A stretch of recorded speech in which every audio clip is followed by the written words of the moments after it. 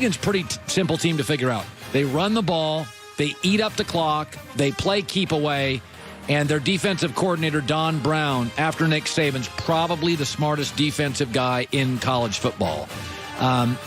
Turn away, here's the score. I think Michigan is going to beat Ohio State 27-20. It'll be close. It's in Columbus, 27-20 Michigan. Number 2, Oklahoma and West Virginia. This is going to be a very interesting game. Now, Oklahoma has beaten West Virginia 6 straight times since they joined the Big 12. Going to be a lot of points here. Kyler Murray, the quarterback for Oklahoma, they're averaging more points since Baker Mayfield left. So this is Oklahoma. They lead college football in yards per play. And they've actually, Oklahoma has won 19 true road games. That's the longest in the country, including Alabama. They went to Ohio State. They can win. Oklahoma's a good road team. Now, West Virginia can light it up. They've got an NFL quarterback in Will Grier. But turn away. I think Oklahoma wins 48-41. Again, this is going to be a really competitive game. This is the conference. These are 2 great offensive coaches. Oklahoma wins. Next up, near and dear to my heart, the Apple Cup. Washington and Chris Peterson's had his way through the years with Mike Leach, crazy Mike Leach in Washington State. Listen, Washington State's the opposite of Michigan. They don't even try to run the football. They just throw the football every play. Now, Washington is susceptible. They're much better at Husky Stadium. They've lost their last 2 road games, and their offense sputters on the road. And you got to score 30 points to win in Pullman.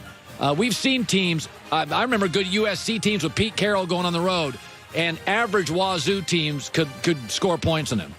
So last week, Washington State scored 69 points and had over 600 yards.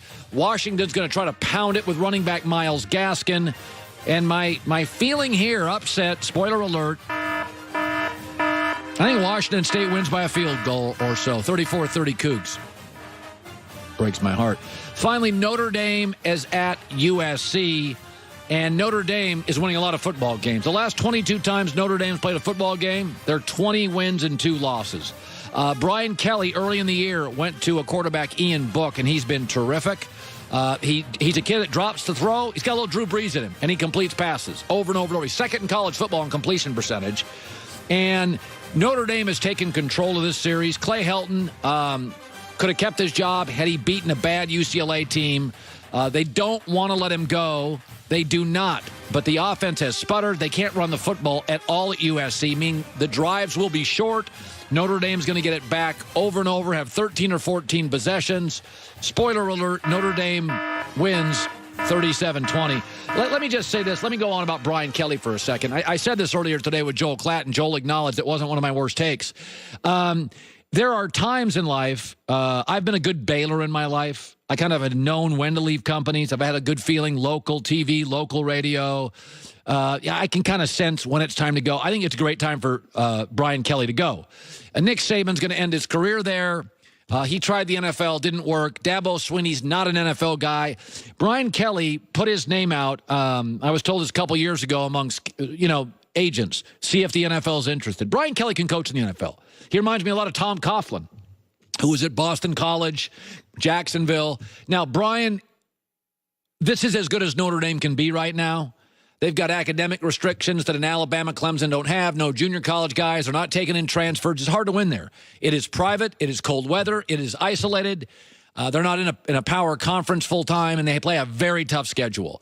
I think Brian Kelly, everybody was bagging on this guy a couple years ago. It's been a bumpy ride. I think he's a great coach. And when he gets to the playoffs, I don't think he's going to win over Clemson or Alabama if he played them. I don't think it's the craziest time to go.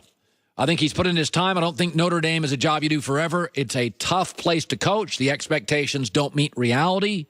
At Northwestern, if Pat Fitzgerald wins 8 games, they're appreciative. It's a private school. It's Stanford, a private school. If David Shaw wins 9 games, they're appreciative. If you don't win 11 at Notre Dame, they're bringing up Ara Parsegan. I think Brian Kelly's great, done a great job. I think it's time.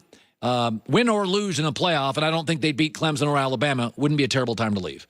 All right, coming up next, one of my favorite segments, the holiday edition of Monday's Headlines today with Jason McIntyre. I love this segment. You know, there's nothing quite like a hug to make all of us feel safe. Come here, give a big hug. Same with you.